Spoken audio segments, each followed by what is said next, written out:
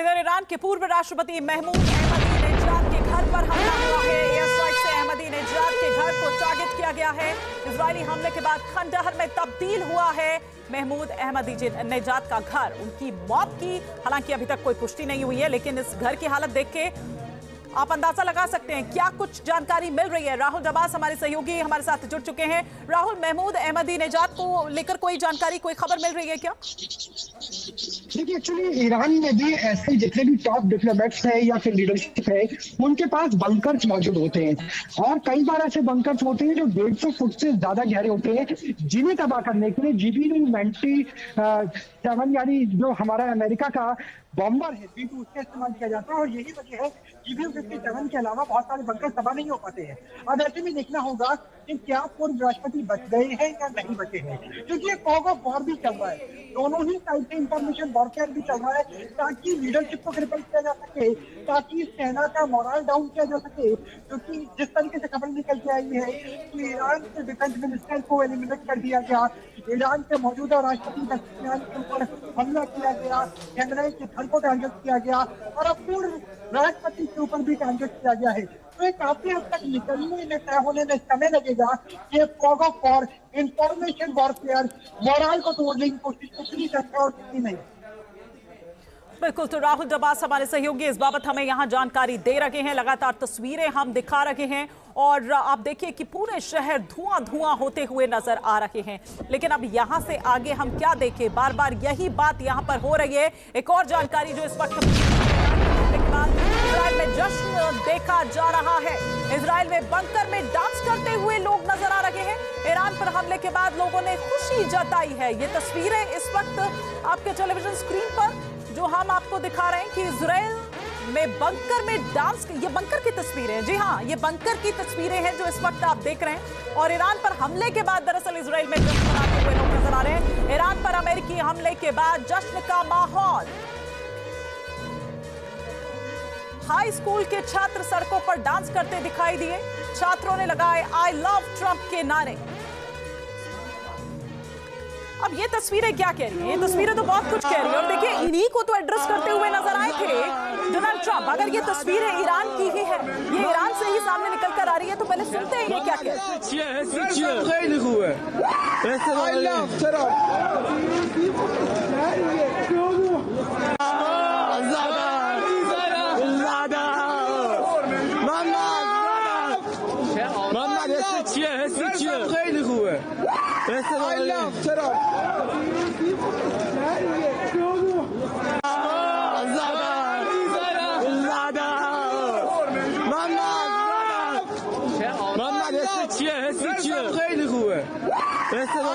तस्वीरें सामने निकलकर आई है। ये हाई स्कूल के छात्र जो कि आई लव ट्रंप के नारे लगाते हुए नजर आ रहे हैं। मतलब ट्रंप जो सुबह इस हमले के ठीक बाद एड्रेस करते हुए नजर आ रहे थे और जो मैसेज देते हुए नजर आ रहे थे, वो मैसेज सटीक पहुंच चुका है एकदम सीधा इन तक।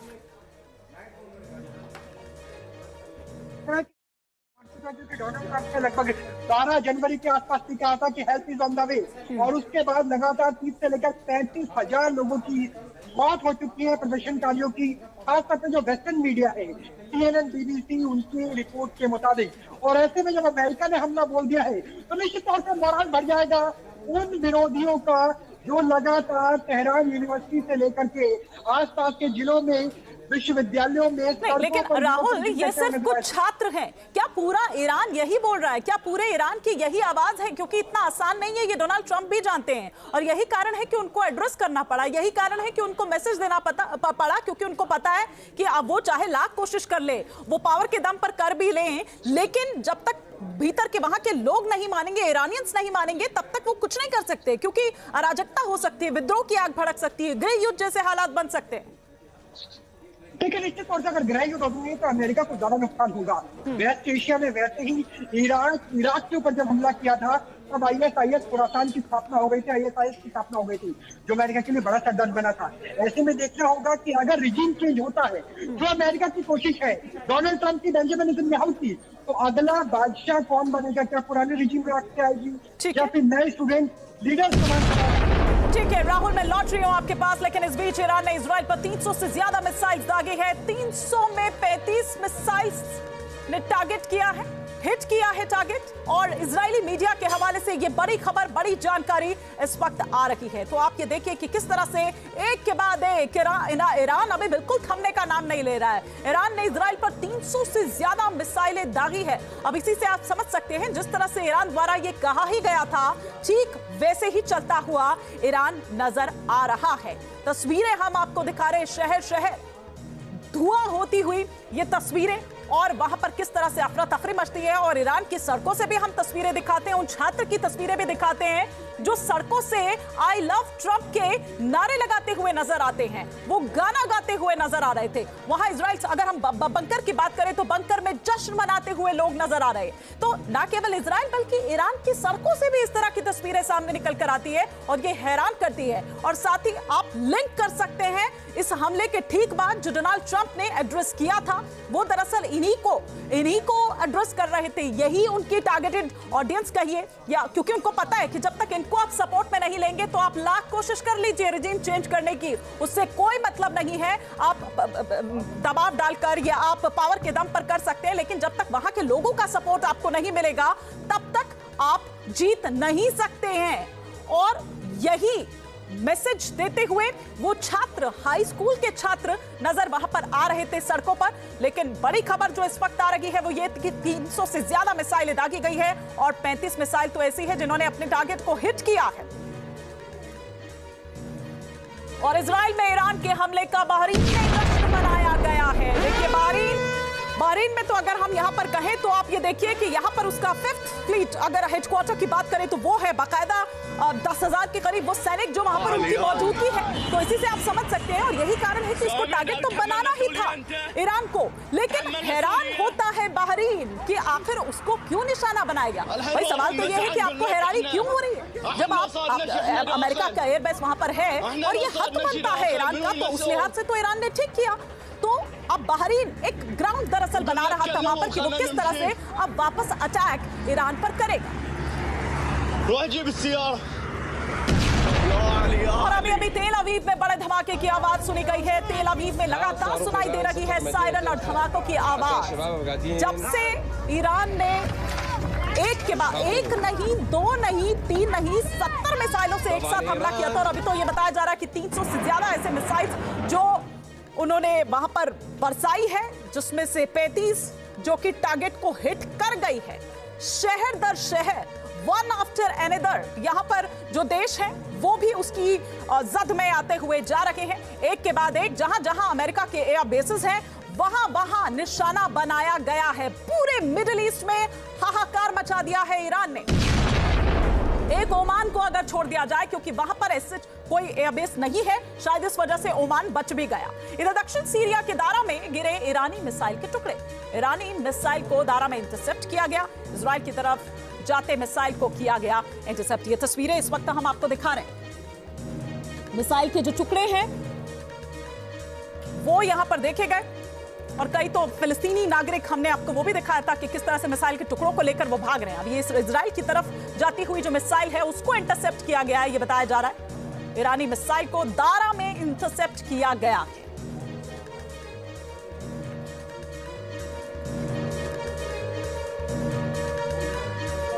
दक्षिण सीरिया के दारा में गिरे हैं ईरानी मिसाइल के टुकड़े। ये बड़ी जानकारी इस वक्त आ रही है।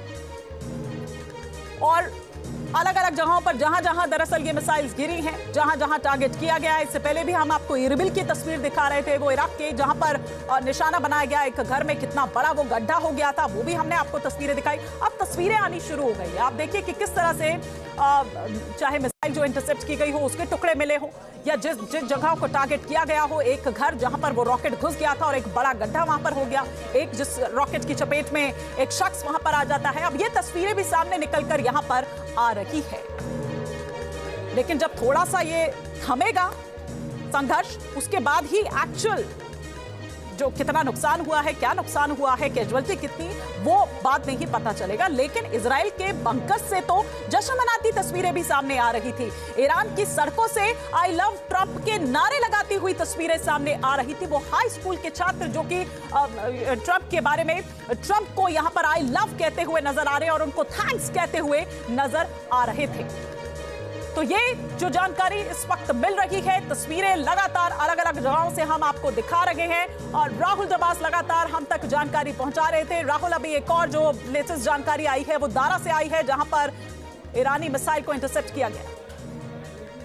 निश्चित तौर पे, क्योंकि अगर ईरान की बात करें, ईरान के बाद इराक आता है, इराक में बहुत सारे अमेरिकन बेसिस है, जिसके बाद जॉर्डन आता है, जॉर्डन में भी अमेरिकन बेसिस भी है और F-35 भी है, और उसके बाद इजराइल की शुरुआत हो जाती है डेड सी के बाद। तो ये मान के चलिए कि एक अच्छा खासा लगभग 1600 किलोमीटर का एक अच्छा खासा इलाका है जहां पर मिसाइल्स को इंटरसेप्ट किया जा सकता है। लेकिन सवाल यह है कि कितनी मिसाइल्स को इंटरसेप्ट किया जाएगा। पिछले साल मई का महीना था, 2025 का साल था, हिमानी में वहीं पर ही मौजूद था, और 12 दिनों में 350 टू बी प्रिसाइज 380 मिसाइल से हमला किया था ईरान ने। लेकिन अब एक दिन में 300 से ज्यादा मिसाइलों से अटैक किया है। तो सोचिए कि कितना ज्यादा स्पेक्ट्रम लार्ज हुआ है, और ये सिर्फ मिसाइल है, इसमें कमाकाजी ड्रोन्स को, लॉन्ग रेंज ड्रोन्स को जोड़ लीजिए तो शायद इसकी संख्या 500 से भी ज्यादा हो जाएगी। तो इस बार का युद्ध बहुत ज्यादा व्यापक है, वही नजर आ रहा है। सिर्फ ओमान को छोड़ दीजिए, क्योंकि ओमान में ना कोई मिलिट्री बेस है, और मस्कट में ही पहली बार वार्ता की शुरुआत हुई थी, और लगातार जिनेवा में भी जो ओमान का दूतावास है वही बातचीत की जा रही थी। तो उसे छोड़ करके बाकी पश्चिम एशिया का कोई भी देश इस वक्त सुरक्षित नहीं नजर आ रहा। या तो अमेरिका की साइड से इंटरसेप्टर्स चल रहे हैं, या फिर ईरान की साइड से मिसाइल्स, और इसका स्पेक्ट्रम इस लिहाज से बढ़ता हुआ नजर आ रहा है कि पिछली बार 12 दिन की जंग में एक भी मिसाइल जेरूशलम पे नहीं गिरी थी।